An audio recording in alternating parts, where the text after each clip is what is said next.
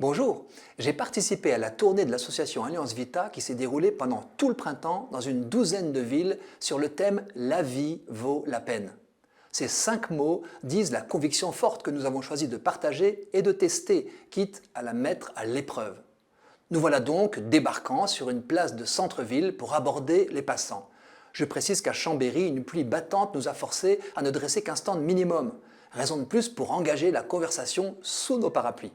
Bonjour monsieur, bonjour madame, nous tenons un stand pour l'association Alliance Vita sur le thème « La vie vaut la peine ». Que pensez-vous de cette phrase? Êtes-vous d'accord? Eh bien, non seulement presque tous les passants qui acceptent de s'arrêter un instant opinent, mais beaucoup entrent dans la conversation apportant leur éclairage et témoignant. Nous proposions à chacun de compléter la phrase « La vie vaut la peine parce que ». Un monsieur affable qui passait par là avec sa compagne m'a aussitôt lancé d'un ton joyeux « parce que c'est une opportunité extraordinaire ». Sa femme aussitôt modérée « parce qu'elle est belle, dans l'ensemble ».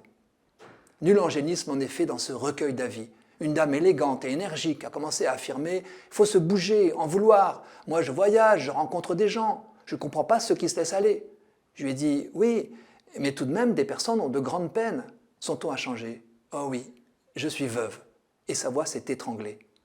Un monsieur âgé, digne et fragile a affirmé d'emblée « sujet intéressant, et j'ai écrit un livre là-dessus ».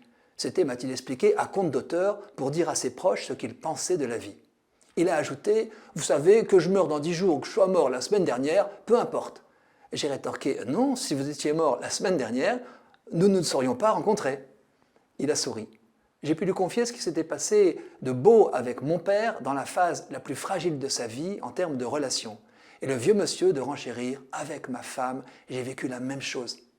Pendant ce temps-là, des équipiers d'Alliance Vita recueillaient d'autres témoignages, d'autres punchlines qui convergeaient. Occasion de célébrer notre attachement viscéral à la vie qui mérite d'être soutenu, accompagné, encouragé dans les moments d'épreuve, de deuil, de solitude, de dépendance, de maladie. C'est à dessein que nous avons relié vie et peine. Toute vie comporte son lot de difficultés, d'échecs, d'épreuves. Mais est-ce une raison pour la rejeter?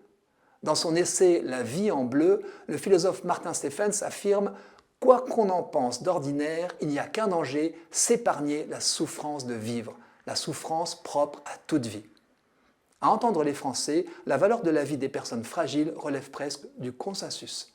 Ces échanges fraternels avec des inconnus m'ont conforté dans plusieurs convictions forgées au fil des expériences. Nous sommes faits pour nous relier, mais aussi pour parler ensemble du sens de la vie. La preuve, quand on s'adresse à la profondeur des personnes, c'est cette profondeur qui nous répond. Et c'est une bonne nouvelle.